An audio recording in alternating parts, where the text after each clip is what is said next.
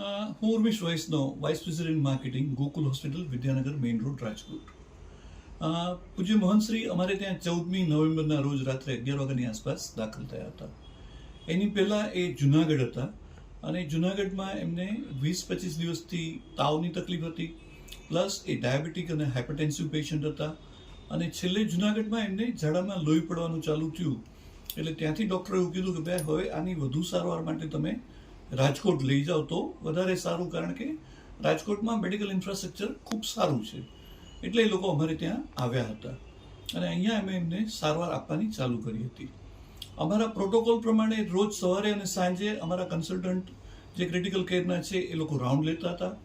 Round લીધા પછી બાપુના સેવકોને બોલાવી અને એમની સાથે બાપુને મેળવતા હતા અને રેગ્યુલર અમે જ્યાં સુધી વેન્ટિલેટર ઉપર નહોતા ત્યાં સુધી વાત કરાવતા હતા અને વેન્ટિલેટર ઉપર આવ્યા પછી અમે એમને કહેતા હતા કે બાપુ આંખ ખોલો તો એ આંખ ખોલતા હતા, હાથ ઊંચો કરો તો એ હાથ ઊંચો કરતા હતા. દેટ મીન્સ કે જે વાત છે કે બ્રેન ડેડ હતા એ વાત તદ્દન ખોટી છે. એ જે કોઈ એ આક્ષેપો કરે છે એ વાહિયાત અને પાયાવિહોણા છે. હા, રહ્યો સવાલ આઈસીયુમાં દર્દીના સગાને લઈ જવાનો, એ બાબતમાં મારે એક જ ચોખવટ કરવી છે કે આઈસીયુમાં જે દર્દી હોય છે એ ગંભીર હોય છે, ક્રિટિકલ હોય છે. રૂટીનમાં પણ અમારી પાસે ઘણી વખત જે દર્દીઓ હોય છે જે ધર્મના હોય છે, ઘણી વખત કોઈ મૌલવી અમારી પાસે આવે છે, ઘણી વખત પાદરી અમારી પાસે આવે છે, કોઈ વખત આચાર્યશ્રી આવે છે અથવા મહારાજશ્રી આવે છે અને એ લોકો એમને એમ કહે છે કે ભાઈ અમારે દર્દીના દીર્ઘાયુષ માટે પ્રાર્થના કરવી છે.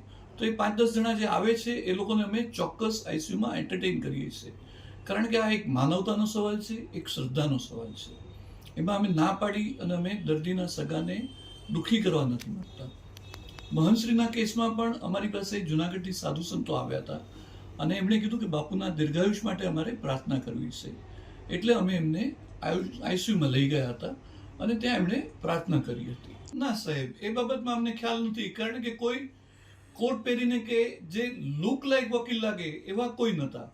હા, સાધુ સંતો હતા, એની ભેગા બીજા 3-4 જણા હતા અને આપણને ખ્યાલ નથી આવતો કે ભાઈ આ વકીલ છે કે નોટરી છે. એટલે એ બાબતમાં અમને ખ્યાલ નથી, એ અમારા ધ્યાનમાં નથી, અમારી જાણમાં નથી. એ અનુસંધાનમાં હું એટલું જ કહીશ કે ગોકુલ હોસ્પિટલ હંમેશા પારદર્શકતામાં માને છે.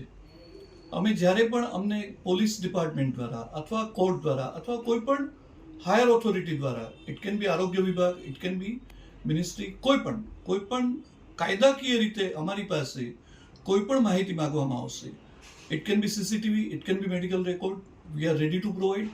અને ભૂતકાળમાં પણ અમે હંમેશા સહકાર આપ્યો છે અને આ કિસ્સામાં પણ અમે સાથ સહકાર આપવા માટે તૈયાર છીએ. અમે ક્યારેય પાછી પાની નથી કરવાના.